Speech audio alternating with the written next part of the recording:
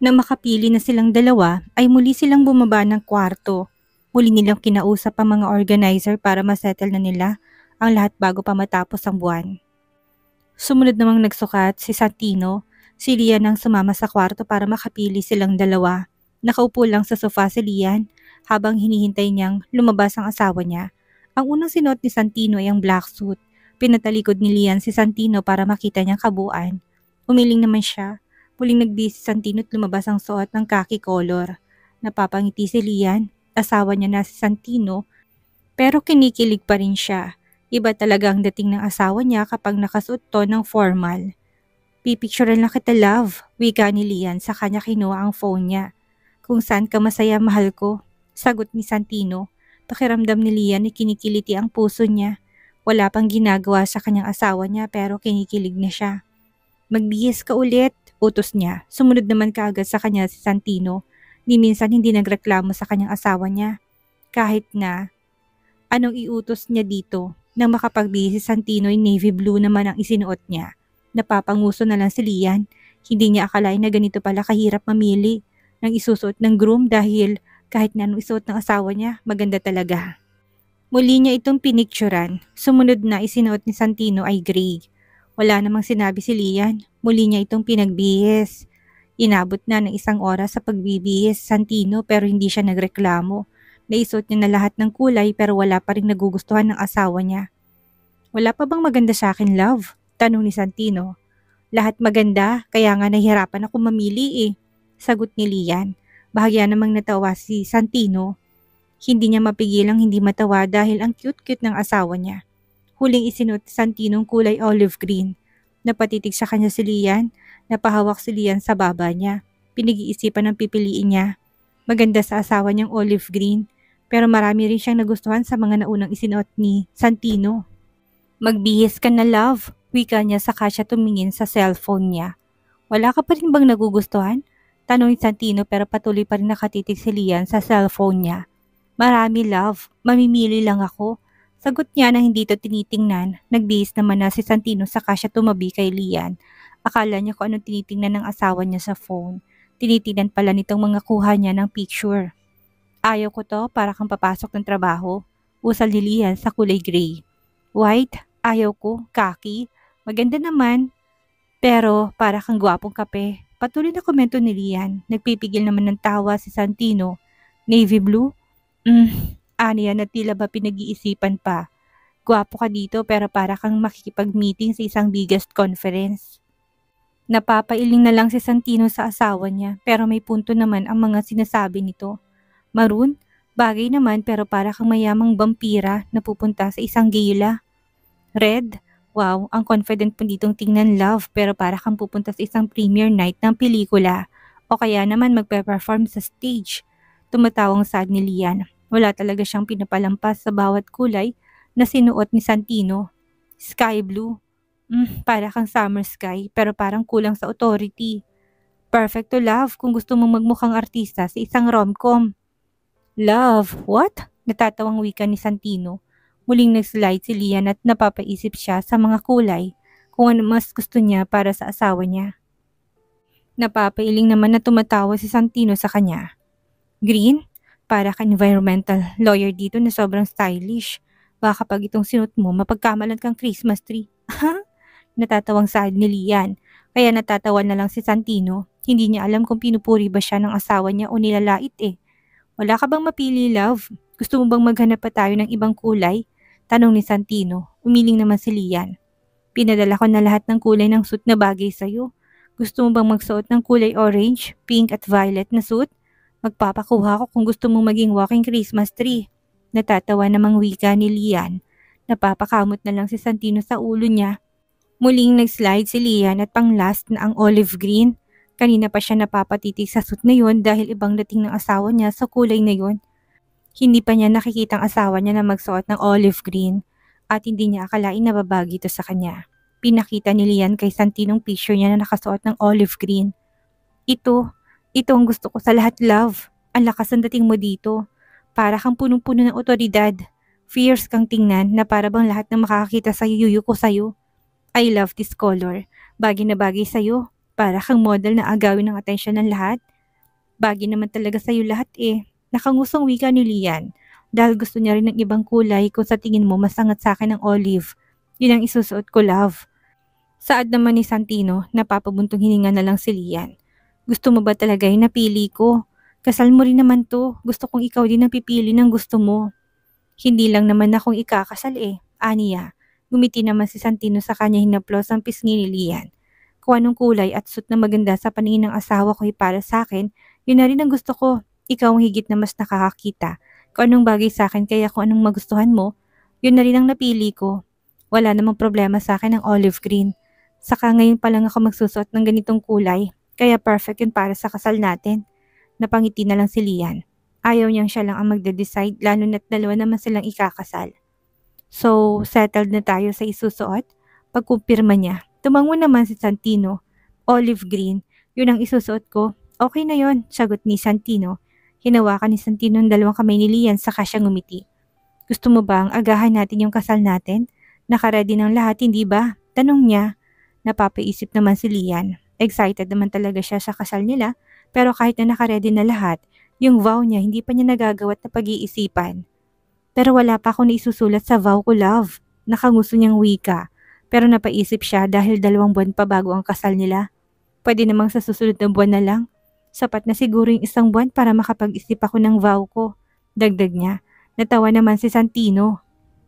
Love, gaano ba kahaba ang vow na isusulat mo? Ang sabihin mo lang ako na mahalin mo ko habang buhay, sapat na sa akin yun. Basta ako nang bahala sa vow ko. Aniya saka siya tumayo at sumunod naman si Santino sa kanya. Tuwang-tuwa si Paloma nang makita niyang may check ng lahat ng list na kailangan gawin sa kasal ni Santino at ni Lian. Settled na lahat, masaya niyang wika. Nahiya naman si Lian dahil si Paloma ang halos nag-asikaso para sa magiging kasal nila. Nakapili na rin si Lian ng magiging venue nila.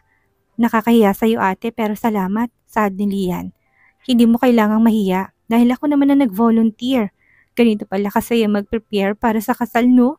Sana ganito rin ako ka-excited kapag ako naman ang ikinasal. Nakangiting wika ni Paloma. Salamat, ani naman ni Santino. Napatingin sa kanya si Paloma na nakataas ang kilay nito. Wow, ikaw ba talaga yan? Saad ni Paloma sa kapatid niya. Hindi naman tumingin si Santino sa kanya. Ngayon lang kita narinig na nagpasalamat sa akin ha. Ano bang nakain mo ngayon? May sakit ka ba? Tumayo si Paloma sa kanya, sana kakapain ng noon ni Santino nang pigilan siya nito. Tumigil ka nga, wala akong sakit. Nagpapasalamat lang ako sa mga nagawa mo para sa amin lalo na sa mag-iina ko. Ayaw mo ba? Babawiin ko na lang. Masungit namang wika ni Santino, napapangiti lang naman si Paloma dahil ngayon niyang narinig ang kapatid niya na magpasalamat ito sa kanya, lalo na't mataas din ang pride ni Santino. Ang laki talaga ng pinagbago mo, mabuting impluensya talaga sa'yo si Lian. At masaya ako nakatagpo ka ng katulad niya. Kung iba siguro baka hanggang ngayon nag-aaway pa rin tayong dalawa. Matari na wika ni Paloma. Oo na nga. Sukong sagot ni Santino na ikinangisi ni Paloma dahil nanalo rin siya sa kapatid niya. Mabuti naman at nauntog ka dahil kung hindi, sirang-sira siguro emotional mo sa kakaisip sa fiancé mo. Pahabol pa nito. Napapailing na lang si Santino dahil hindi talaga titigil ang ate niya. Pakasalan mo na nga itong ate ko, Justin, para lumayas na dito sa bahay namin. Aniya na ikinalaki ng mga mata ni Paloma. Namumula naman si Justin at hindi makatingin kay Paloma. Hoy, sino nagsabi sa'yo magpapakasal ako? Kung siya kayang palayasin mo dito para mabawas-bawasan naman yung init ng ulo ko. Walang perenong saad ni Paloma. Tahimik lang naman si Justin. Iha, dahan-dahan sa pananalita. Pag-aawat ni Elsa, nahiya naman tumahimik si Paloma. Tinignan niya si Justin na ma-realize niya kung ano dumaba sa bibig niya. Bakit ba hindi kayo mag-usap na dalawa? Sa pagsusungit niyo sa isa't isa, may patutunguhan ba yan? Apo, Paloma, may mga bagay na kailangan na muna nating pag-isipan. Bago sabihin, hindi natin alam na nakakasakit na tayo ng damdamin ng iba. Paano kung isipin ni Justin hindi siya welcome sa bahay na to? Anas pa ni Elsa. Sorry po, Lola. Nakayo kong paumanhin ni Paloma, hindi naman akong nasaktan mo. Kaya bakit ka sa akin magsasorry? Gaano man kaintang ulo niyo sa isa't isa, hindi solusyon ang paalisin yung isa sa inyo. Paninermon ni Elsa. Nahiya namang tumango si Paloma. It's okay, Lola. Sanay naman po ako sa walang prenong bibig ni Paloma. Sabat ni Justin. Sinamaan naman tingin ni Paloma si Justin. Si Lola, araw-araw na lang akong binubwisit eh. Nasaan ang ate mo? Wala kang galang ah. Kung halikan kaya kita, para tumahimik ka. Bakit kapag pinakasalan ba kita, ate pa rin bang gusto mong itawag ko sa'yo? Lakas loob na sagot ni Justin. Kahit na namumula ng mga tenga niya dahil kaharap pa talaga nila silang lahat sa pag-amin niya. Nagpipigil naman ng tawa si Lian habang si Santino'y tumatawa na. Namumula na ang mukha ni Paloma dahil sa pang-aasar sa kanila. Tumayo na siya sa kanya hinampas kay Justin ng unan. Buisit ka talaga, aniya saka siya umalis at umakyat sa kwarto niya. Tumatawa naman si Justin. Tumayo si Santino para tabihan si Justin. Nag-apiran pa talaga silang dalawa na para bang nagtagumpay na asarin si Paloma. Nice one, Justin, wika ni Santino. Tumatawa lang naman si Justin. Bakit ba kasi hindi mo pa siya formal na ligawan? Malay mo may magbago naman sa relasyon yung dalawa. Hindi yung puro kayo bangayan. Saad ni Lian na tahimik naman si Santino at Justin. Hinihintay ni Santinong isasagot ni Justin. Nakaplano na yun kaya surprise na lang. Aniya naman, muling nagtawanan at nagasara si Santino at Justin. Ang ganda ng banat mo dun ha, akalain mo yun? May nakatago ka pa rin palang kalokohan sa'yo, pangasar ni Santino kay Justin. Gago ka, bakit ikaw? Hindi ka naman ganyan dati ha. Misteryoso kang tingnan, ni ngumiti. Hindi mo ginawa. Hindi ka nagbibiro sa akin. Wala kang ganitong ugali noon pero tingnan mo. Lumabas din. Banat din ni Justin kaya hinampas niya si Santino sa balikat. Napapangiti na lang at napapailing si Lian sa kanilang dalawa. Secretary lang ni Santino si Justin pero yung relasyon nila ngayon ay para na silang mag-best friend. Tinignan ni Lian ang kambal niyang mahimbing pa rin natutulog kahit na maingay ang paligid nila.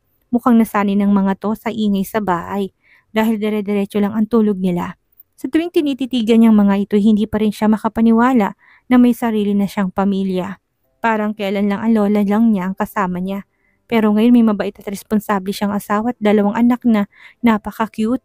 Marami na siyang matatawag na pamilya at alam niyang kakampihan siya ng mga ito. Hindi niya na kailangang mamalimos ng pagmamahal sa ibang tao dahil kusa na siyang minamahal ngayon. Kahit na mahaba-habang panahon na tila nakakulong siya sa kadiliman, dumating pa rin ang panahon na lumilawanag ang buhay niya. Nang matapos magbangayan si Santino at Justin ay nilapitan na ni Santino ang asawa niya. Niyakap niya ito mula sa likod saka sila sabay na tinitigan ng kambal. Ang cute-cute nila hindi ba? Namamanghang wika ni Caleb. Sobrang naging maselan man yung pagbubuntis ko. Pero lumabas pa rin ang malusog at malakas. Akala ko nung nanganak ako, idediretso sila ng Nico. Pero mabuti na lang at nakayanan nilang huminga ng walang suporta ng makina. Ani ni Lian, hindi pa rin niya makalimutan ang nangyari nung nanganak siya. Nanghihina ng katawan niya tinaantok na siya. Pero ayaw niya na munang matulog. Gusto na muna niyang malaman ang kalagayan ng mga anak niya. Kung iisipin mo, iba talagang kumilos ang tadhana. Kung ikakwento natin ang love story natin, sino maniniwala na inalok mo ko ng kasal sa unang pagkikita pa lang natin? Natatawang sad ni Santino. Napapangiti naman si Lian kapag naiisip niya yun. Para ako nagmukhang desperada nun dahil nung araw na nagpakasal tayo, yun din yung araw na nahuli ko si Enzo at Trixie na magkasama sa kama. At parehong walang saplot, sabi ni Lian. Mas lalong hinigpitan ni Santino ang pagkakayakap niya sa asawa niya. Pero yun ang pinakamasayang araw para sa akin kahit na hindi pa kita minahal kaagad. Mabuti na yung nahuli mo sila dahil idinala ka naman ng taghana sa akin. Nagdadalawang isip pa ako nun kung pakakasalan kita. Pero mabuti na lang at umuo ako dahil kung hindi, siguro laki ng pagsisisi ko, baka hanggang ngayon wala pang patutunguhan ng buhay ko. Tipid lang naman ng umiti si Lian. Hinalikan ni Santino ang pisngi niya. Kung hindi siguro siya naligaw sa bar na yun, baka hanggang ngayon, miserable ang buhay niya, tau-tauhan pa rin siya ng pamilya niya. Mabilis na lumipas ang mga araw, linggo at buwan.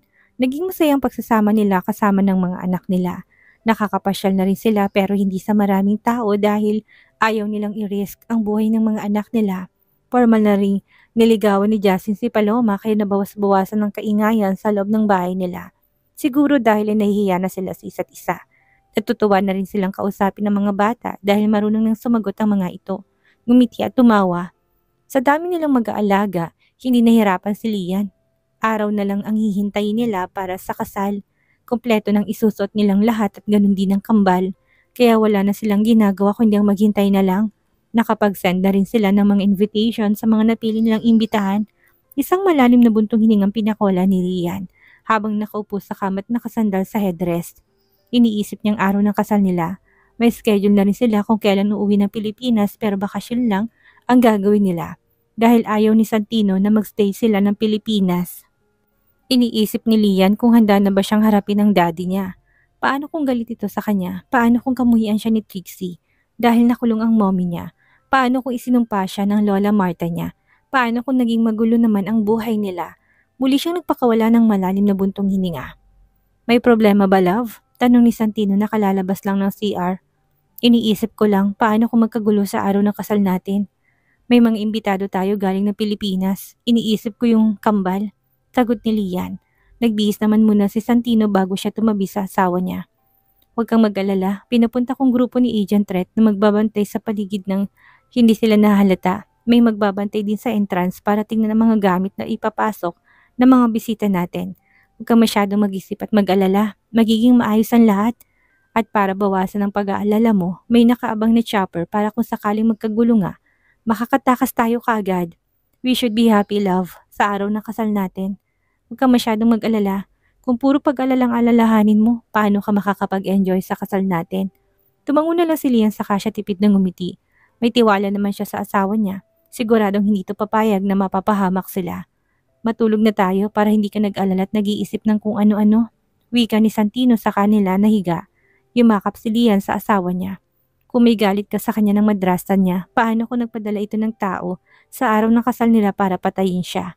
Kahit na nakakulong ang madrasta niya, may mga tauhan pa rin ito na magiging galamay niya at kikilos para sa kanya.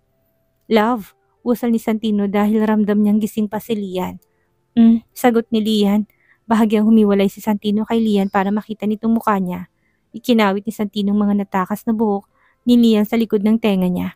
Nag-iisip ka pa rin ba? Sabi ko matulog na tayo. Walang mangyayari sa araw ng kasal natin, okay? Pag-alo niya kay Lian pero hindi pa rin mapigilan ni Lian na hindi mag-alala. Okay, fine. Gusto mo ba para sa ikakatahimik ng isip mo, baguhin natin ang date na kasal natin tapos wala tayong iimbitahan na kahit isa mula sa Pilipinas? Saad ni Santino, napabuntong hininga naman si Lian saka siya umiling. Hindi na, nakakahiya naman sa kanila na naimbitahan na natin sila tapos nagbabago pa isip natin. 3 araw na lang ang kasal at bukas na ang flight nila papunta dito. Nakakahiya naman saka alam na rin nilang address ng venue. Kung ganun, ano pa bang dapat kong gawin para makampante ang isip mo? Umiling si Lian dahil nasa kanya naman ang problema. Dahil nagiging overthinker siya. Wala, love. Don't worry, hindi na ako mag-iisip ng kung ano-ano. Kung nakaplano naman ng kaligtasan nating lahat, wala naman siguro magiging problema doon. Nakangiti niyang saad. Napabuntong hininga na lang si Santino sa kanya hinalikan sa noo si Lian. Matulog na tayo kung ganun. Good night. I love you. Aniya sa kanya hinalikan sa labi si Lian. I love you too. Sagot ni Lian sa kanya ipinikit ang mga mata niya.